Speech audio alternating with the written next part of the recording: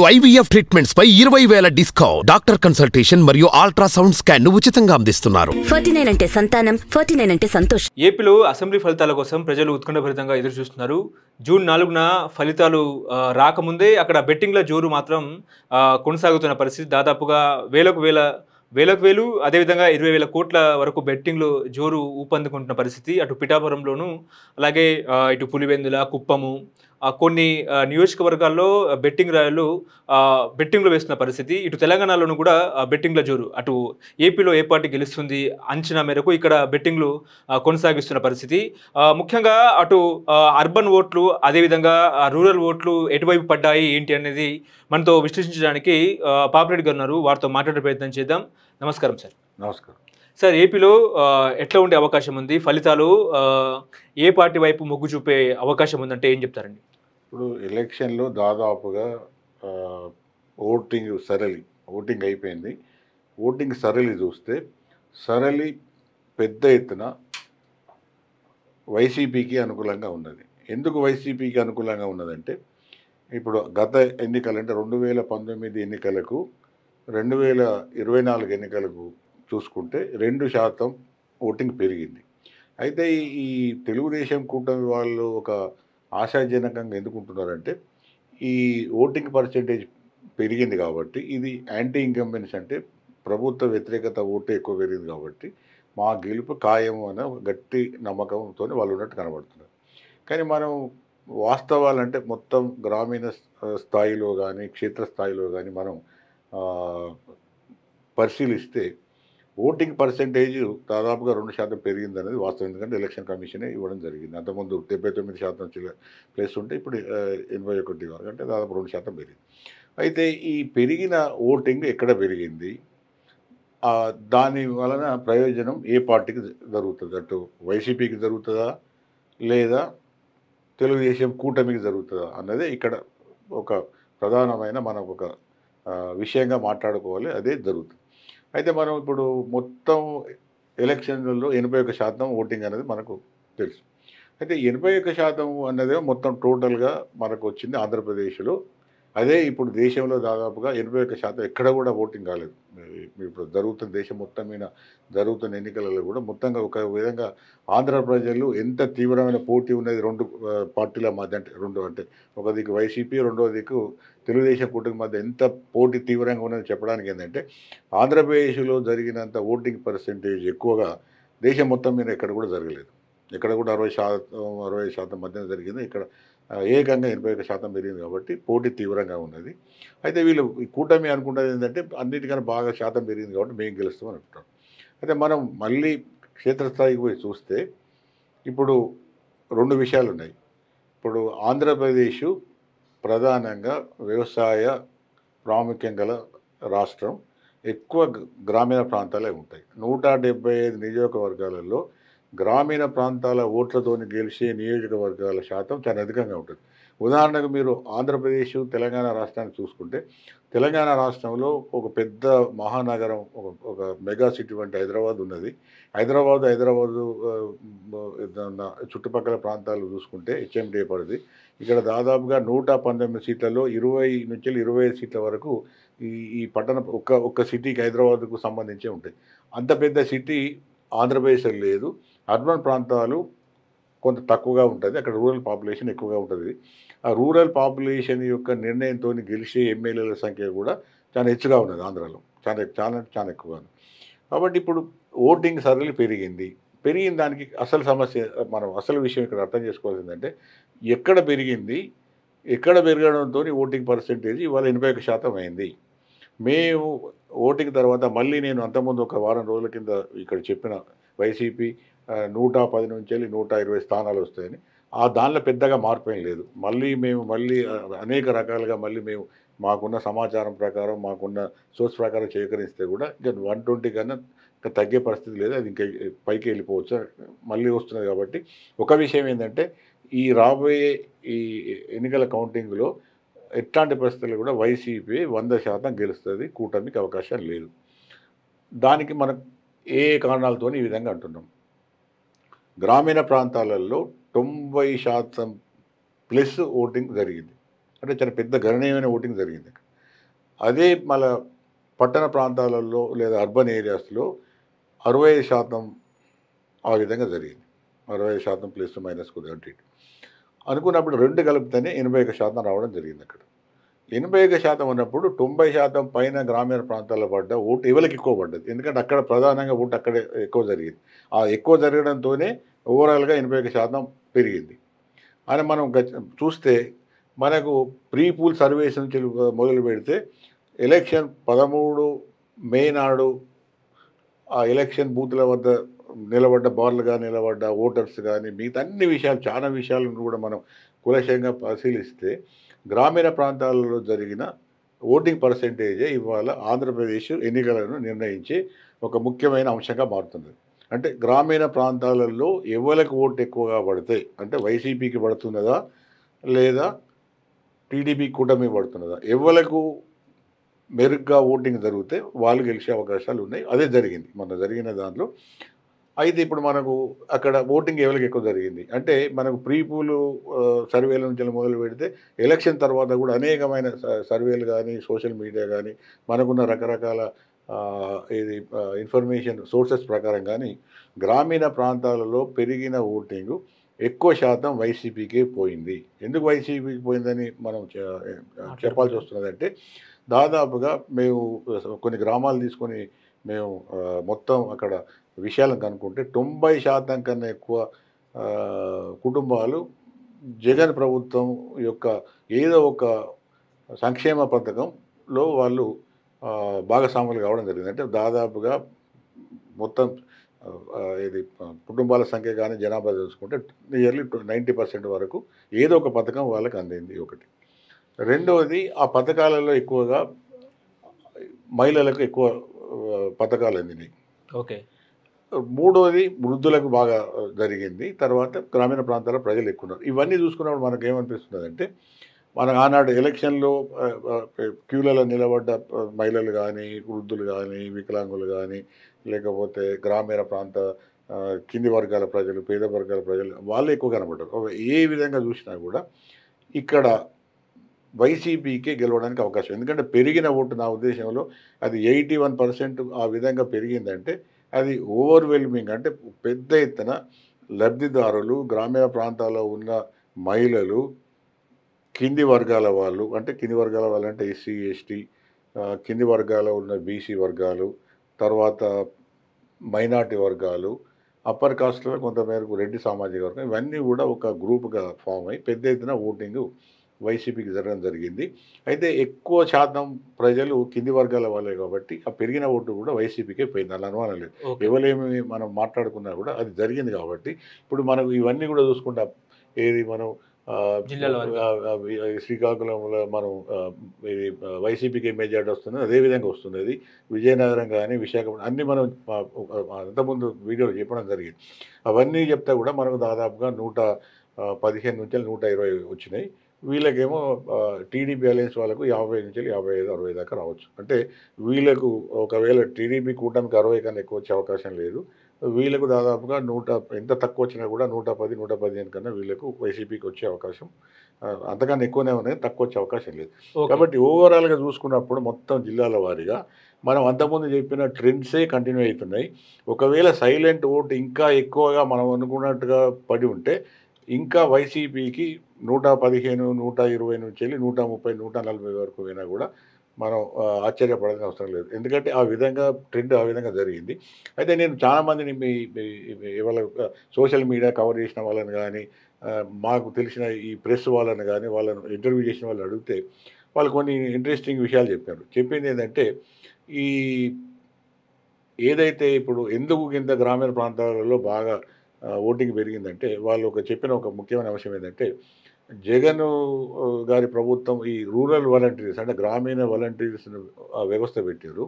ఆ వ్యవస్థలో ఉన్న వాళ్ళు మొన్న వైసీపీకి పెద్ద ఎత్తున గ్రామీణ ప్రాంతాల్లో ఓటింగ్ వాళ్ళే చేయబట్టే ఓటింగ్ పెరిగింది. వాళ్ళే అందరిని తీసుకొచ్చి గ్రామాల్లో ఉన్న లబ్ధిదారులను కానీ మిగతా వాళ్ళని కూడా పెద్ద ఎత్తున తీసుకొచ్చి ఓట్లు ఇచ్చారు కాబట్టి ఆ ఓటింగ్ పర్సెంటేజ్ గ్రామీణ ప్రాంతాల్లో పెరిగింది కాబట్టి ఓవరాల్ పర్సెంటేజ్ పెరిగింది. మేము కూడా బాగా చూసినప్పుడు మాకు అదే వచ్చిందనేది వాళ్ళు చెప్పడం జరిగింది. రెండవది ఏంటంటే ఈ ఇంకొక ఇంట్రెస్టింగ్ అబ్జర్వేషన్ ఏం చెప్పారంటే వాళ్ళు, ఈ ఎలక్షన్స్ అయ్యేదాకా కూడా టీడీపీ కూటమి గెలుస్తుందని బలంగా చెప్పిన వాళ్ళు కూడా లేరు. కానీ ఎప్పుడైతే అనూహ్యంగా ఓటింగ్ పర్సెంటేజ్ బాగా పెరిగి 2019కి 2024 వచ్చే వరకు 2% పెరగడంతోని పెరిగిన ఓటంతా కూడా మాకే పడ్డది అని ఒక ఆలోచనతోని కూటమి వాళ్ళు పెట్టడం. మీరు ఇంతకుముందు అన్నట్టుగా పెద్ద ఎత్తున బెట్టింగ్లు కట్టడం, అది దాదాపు మీడియాలో వచ్చింది. 20,000 కోట్ల వరకు కూడా బెట్టింగ్లు జరిగింది. కానీ ఆ బెట్టింగ్లు అనేది మంచి సంస్కృతి కాదు. అది ఓడిపోవడం, గెలవడం అనేది ప్రజాస్వామ్యంలో ప్రజల తీర్పు ప్రకారం ఉంటుంది. ప్రజలు ఒకవేళ మాకు నచ్చింది, మేము మళ్ళీ ఓటింగ్ ద్వారా మేము జగన్ ప్రభుత్వాన్ని ఉంచుకుంటామని ప్రజలు భావిస్తే ప్రజలు వాళ్ళకి ఇస్తారు. అట్లా కాదు మాకు మార్పు కావాలి, మేము టీడీపీ కూటమికి ఇస్తామంటే అట్లా గెలుస్తారు. కాబట్టి దాని మీద బెట్టింగ్లు కట్టి నష్టపోవాల్సిన అవసరం కానీ అటువంటి అవసరాలు లేవు ఒకటి. కాబట్టి మొత్తం మీద ఏ విధంగా చూసుకున్నా కూడా సామాజిక వర్గాలకు చూసుకున్నా, లబ్ధిదారులుగా చూసుకున్నా, ఓటింగ్లు గ్రామీణ ప్రాంతాలకు, పట్టణ ప్రాంతాలకు చూసుకుంటే పట్టణ ప్రాంతాలలో కొంత ఇది టీడీపీకి దాని కూటమికి తర్వాత పురుషులలో కొంత ఆధిక్యత ఉండే ప్రీ పూల్ లెక్కలలో కానీ తర్వాత కూడా. అయితే ఇక్కడ జరిగింది ఏంటంటే ఈ అర్బన్ ఏరియాలలో అనుకున్నంత శాతం ఓటింగ్ శాతం పెరగలేదు. ఎందుకంటే అర్బన్ ఏరియాలో ఎప్పుడు కూడా తక్కువ ఉంటుంది. గ్రామీణ ప్రాంతాల్లో ఎక్కువ ఉన్నది కాబట్టి అది వైసీపీకి గణనీయమైన లాభం జరుగుతున్నది. పట్టణ ప్రాంతాలలో కానీ పురుషులలో కానీ రావాల్సినంత ఓటింగ్ రాలేదు కాబట్టి బీజేపీకి మన టీడీపీ కూటమి అలా బీజేపీ శివసేన కూడా ఉన్నాయి. వాళ్ళకి అనుకున్నంత మేరకు ఓటింగ్ పడలేదు ఒకటి. రెండోది ఏంటంటే ఇక్కడ ఈ బీజేపీ టీడీపీ కూటమిలో కలిసిన తర్వాత మైనారిటీస్ అందరూ కూడా పెద్ద ఎత్తున అంటే మొత్తం పోలరైజ్ అయ్యి దాదాపుగా వైసీపీకి ఓట్లు వేయడం జరిగింది. అంటే అది కూడా కొంత బ్యాలెన్స్ టిల్ట్ చేయడానికి అవకాశం ఏర్పడదు. తర్వాత కూటమిలో ఉన్న ఓట్ షేరింగ్ కూడా పెద్దగా జరగలేదు. ఈ మధ్యన 3-4 రోజుల నుంచి వెళ్ళి ఆంధ్ర నుంచి వెళ్ళి రకరకాల న్యూస్లు వస్తున్నాయి. ఈవెన్ సోషల్ మీడియాలో కూడా వస్తున్నాయి. ఏంటంటే ఈ ఓట్ షేరింగ్ ఎందుకంటే కాపు ఓట్ షేరింగ్ పెద్ద ఎత్తున తెలుగుదేశానికి పోలేదు అనేది ఒక పెద్ద విషయంగా ముందుకు వస్తుంది. దానికి వాళ్ళు చెప్తున్న కారణాలు ఏంటంటే, ఎందుకంటే ఎప్పుడైతే పవన్ కళ్యాణ్ గారు 21 సీట్లకే ఒప్పుకోవడంతో కాపు వర్గాలలో పెద్ద ఎత్తున నిరుత్సాహం వచ్చింది. మనవాడు కాపు వర్గం యొక్క ప్రయోజనాలను సరిగ్గా నిలబెట్టలేదు అన్నది ఒక భావన వచ్చింది. కాబట్టి వాళ్ళు పెద్ద ఎత్తున ఉత్సాహంగా కొంత యువత చేయొచ్చు, కానీ పెద్ద ఎత్తున కమ్యూనిటీ పరంగా చేయలేదు. కాబట్టి ఓట్ షేరింగ్ కూడా పెద్ద ఎత్తున టీడీపీ కూటమి పడలేదు అనేది కూడా వస్తున్నది. అదే నిజమైతే ఇంకా టీడీపీ కూటమికి ఇంకా సీట్లు తగ్గే అవకాశం ఉంది. ఓకే, ఇప్పుడు జిల్లాల వారీగా చూస్తే ఏంటి సార్ శ్రీకాకుళంలో అప్పుడు మనకు 6 నుంచి 7 వరకు చెప్పినాం. ఇవి 2 నుంచి 3 వరకు వాళ్ళకు కూడా అదే ట్రెండ్ ఉన్నది, పెద్దగా అదే ట్రెండ్ ఉన్నది. తర్వాత విజయనగరంలో కూడా మనం 7 నుంచి వెళ్ళి వాళ్ళకి ఇచ్చినాం. 7 నుంచి 8 వీళ్ళకేమో వైసీపీకి మన టీడీపీ కూటమికి 1 నుంచి 2 ఇచ్చినాం. అదే ఉన్నది, పెద్దగా మారలేదు. అంటే శ్రీకాకుళంలో కూడా ఇక్కడ 10కి 7 నుంచి వెళ్ళి 6 నుంచి 7 వరకు లేదా ఇచ్చినాం. ఇక్కడ 3 నుంచి వెళ్ళి అంతే 2 నుంచి 3 వరకు వీళ్ళకు ఉన్నాయి. అట్లా విశాఖపట్నంలో కూడా దాదాపుగా ఇక్కడ కూడా మనం అప్పుడు మనం లెక్కలలో 8 దాకా వీళ్ళకి వచ్చినాయి. 7 నుంచి 8 వీళ్ళకి కూడా 8 దాదాపు సమానం వస్తున్నాయి. వైజాగ్లో కూడా పెద్ద రెండిట్లో కూడా అంటే ఈక్వల్గా అంటే ఇక్కడ కూడా కొద్ది కూటమి పర్ఫార్మెన్స్ బాగానే ఉన్నాయి. లేదు ఇక్కడ విశాఖపట్నం ఎక్కువ వస్తున్నాయి వీళ్ళకి. 15 కదా, 15లో వీళ్ళకు 6 నుంచి 7 వరకు వస్తున్నాయి వీళ్ళకి కూడా. 6, 7 అంటే లేదు 7 నుంచి 8 వరకు కూడా రావచ్చు. ఈస్ట్ గోదావరిలో కూడా కొంత మేరకు 9 అంటే 8-9 వరకు వైసీపీకి వస్తున్నాయి. 8 నుంచి 9 ఇక్కడ కూడా దాదాపు వీళ్ళకి కూడా అదే 9, 8, 9 అంటే దాదాపు ఈ 2 జిల్లాలలో కూడా సమానంగానే వచ్చే అవకాశాలు ఉన్నాయి. 1-2 తేడా లాస్ట్ మూమెంట్లో ఏమైనా మారొచ్చు కానీ పెద్దగా పడదు. వెస్ట్ గోదావరి జిల్లాలో కూడా ఇక్కడ వైసీపీకి ఎక్కువ ఎడ్జ్ వస్తున్నది. ఇక్కడ 15 సీట్లు ఉన్నాయి.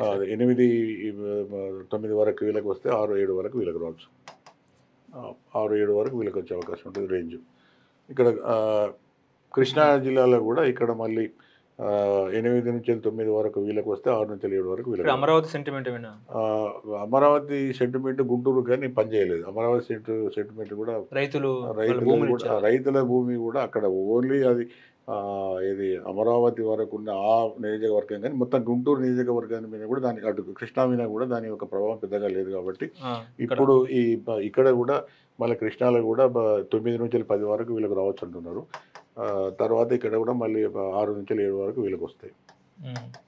ఈ గుంటూరులో కూడా దాదాపుగా ఇక్కడ 8 నుంచి 7-8 వరకు వీళ్ళకి వస్తే వీళ్ళకి కూడా ఇక్కడ దాదాపు ఈక్వల్గా రావచ్చు, లేకపోతే ఇక్కడ 6-7 వరకు వీళ్ళకి రావచ్చు.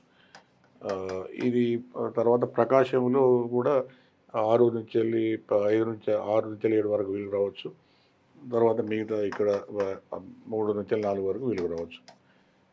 నెల్లూరులో ఇక్కడ 8 వరకు రావచ్చు. 8 అంటే 8 నుంచి 9 లేదా ఇక్కడ 2 వరకు వీళ్ళకి రావచ్చు. ఓకే. కడపలో నాకు ఉద్దేశంలో 10కి 10 వీళ్ళకి వస్తున్నాయి, వైసీపీకి వస్తాయి. లేకపోతే ఇక్కడ 9 నుంచి 10 పెట్టండి, వీళ్ళు 0 నుంచి 1 అది కూడా 9 to 10 ఇలా 0 to 1 ఓన్లీ నాట్ 2 ఓన్లీ 1.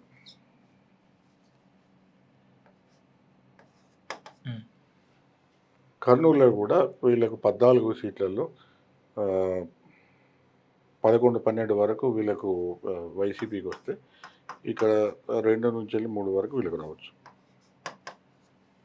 అనంతపూర్లో ఒక 8 నుంచి 9 వరకు వైసీపీకి వస్తే 8 to 9 వీళ్ళకి ఇక్కడ 4 నుంచి 5 వరకు వీళ్ళకి రావచ్చు. అనంతపూర్లో కూడా 9 నుంచి 10 వరకు వైసీపీకి వస్తాయి, 4 అనంతపురం అయిపోయింది సార్. చిత్తూరులో 9 నుంచి 10 వరకు వైసీపీకి వచ్చే అవకాశం ఉన్నది. ఇక్కడ 4 నుంచి 5 వరకు ఏది కూటమికి వచ్చే అవకాశం ఉంది. కాబట్టి మొత్తం మీద ఇప్పుడు 3-4 విషయాలలో చూస్తే ఓటింగ్ పర్సెంటేజ్ పెరిగింది, వైసీపీకి ఎక్కువ పోయింది కాబట్టి వాళ్ళకే గెలిచే అవకాశాలు ఎక్కువ ఉన్నదని మళ్ళీ మనకు కన్ఫర్మ్ అవుతుంది అది విషయం. కాబట్టి ఇప్పుడు ఎగ్జిట్ పోల్స్ రేపు జూన్ 1 తారీఖున రిలీజ్ అయ్యే అవకాశం ఉన్నాయి. రేపు జూన్ 1 సాయంత్రం 5 నుంచి బయటకు వస్తా అంటే 6 గంటల వరకు తేలిపోతుంది మొత్తం ఎగ్జిట్ పోల్స్ దేశం మొత్తం మీద. అటు కేంద్రంలో ఏ పార్టీ అధికారానికి రావడానికి అవకాశం ఉన్నది ఎన్ని సీట్లు వస్తుంది, అట్లాగే ఆంధ్రప్రదేశ్లో కూడా వైసీపీకి ఎన్ని వస్తాయి, కూటమికి ఎన్ని వస్తాయి అనేది ఎగ్జిట్ పోల్స్లో దాదాపుగా అంటే ట్రెండ్ తేలిపోతుంది. అంటే ఇప్పటికే ట్రెండ్ తేలిపోయింది. ఇక మీకు నవంబర్ 4 నాడు మధ్యాహ్నం ఈ టైం వరకు మొత్తం ఎలక్షన్స్ రిజల్ట్స్ వచ్చేస్తాయి, తెలిసిపోతుంది. కానీ ఒకటేంటంటే ఓవరాల్గా ఇప్పుడు మనకు చూసినప్పుడు ఈ ఇప్పుడు అంటే ఒకటే ఫైనల్గా చెప్పేది ఏంటంటే సమాజంలో 2 వర్గాలుగా మనకు కనబడుతుంది. పై వర్గాలు ముఖ్యంగా ఎడ్యుకేటెడ్ యూత్, ఎంప్లాయీస్, తర్వాత అర్బన్ ఏరియాసు, ఈ పురుషులలో అధిక శాతం ఇది కూటమి వైపు ఉన్నారు, జగన్కు వ్యతిరేకంగా ఉన్నారు, చాలా వ్యతిరేకంగా ఉన్నారు. కానీ కింది వర్గాలు ఏవైతున్నాయో ఏది మహిళలు, గ్రామీణ ప్రాంతాల్లో ఉన్న పేదలు, గ్రామీణ ప్రజలు, రైతులు వీళ్ళందరినీ చూసుకున్నప్పుడు ఇది పెద్ద సెక్షన్. మైనార్టీస్ వీళ్ళందరినీ చూసుకున్నప్పుడు అంటే ఎస్సీ ఎస్టీ బీసీలు, మైనార్టీస్ లేదా గ్రామీణ ప్రాంతాల్లో ఉన్న ప్రజలు లేదా మహిళలు ఇట్లా చూసుకున్నప్పుడు కూడా వీళ్ళే జనాభాలు ఎక్కువ శాతం ఉంటారు కాబట్టి వీళ్ళందరూ కూడా జగన్ వైపు ఉన్నారు. అంటే సమాజం నిట్టనిడుగా చిలిపోయింది. ఒక వర్గమేమో కూటమికి వేసారు, ఒక వర్గమేమో అంటే ఇట్లా మొత్తం మెజార్టీ వర్గం ఒకవైపు ఉంటే ఇంకొక వర్గం మెజారిటీ వైసీపీ పోయినది. కానీ 2 వర్గాల మధ్య చూస్తే వైసీపీకి వైపు ఉన్న వాళ్ళ యొక్క జనాభా ఎక్కువగా ఉంటుంది, ఓట్ల సంఖ్య ఎక్కువగా ఉంటుంది. గ్రామీణ ప్రాంతాలే ఆంధ్రప్రదేశ్లో ఎక్కువగా ఉన్నాయి కాబట్టి గ్రామీణ ప్రాంతాలలో ఓటింగ్ ఏ పార్టీ పడితే ఎక్కువ ఆ పార్టీ గెలుస్తుంది కాబట్టి అవి చూసుకున్నప్పుడు అది వైసీపీకే పడ్డది. కాబట్టి ఎట్లాంటి పరిస్థితుల్లో కూడా వైసీపీ ఈసారి 120 నా ఉద్దేశంలో 120 సీట్లు ఇంకా సైలెంట్ ఓట్ ఎక్కువ పడి, ఎందుకంటే 90% ఎక్కువ పడ్డది కాబట్టి దాంతో వైసీపీకి ఇంకా అనుకూలమై ఆ సీట్లు ఇంకా ఎక్కువ పెరిగినా కూడా ఒక విధంగా జగన్ గారు అనుకున్నట్టుగా 150 వచ్చినా కూడా మనం ఆశ్చర్యపడాల్సిన అవసరం లేదు.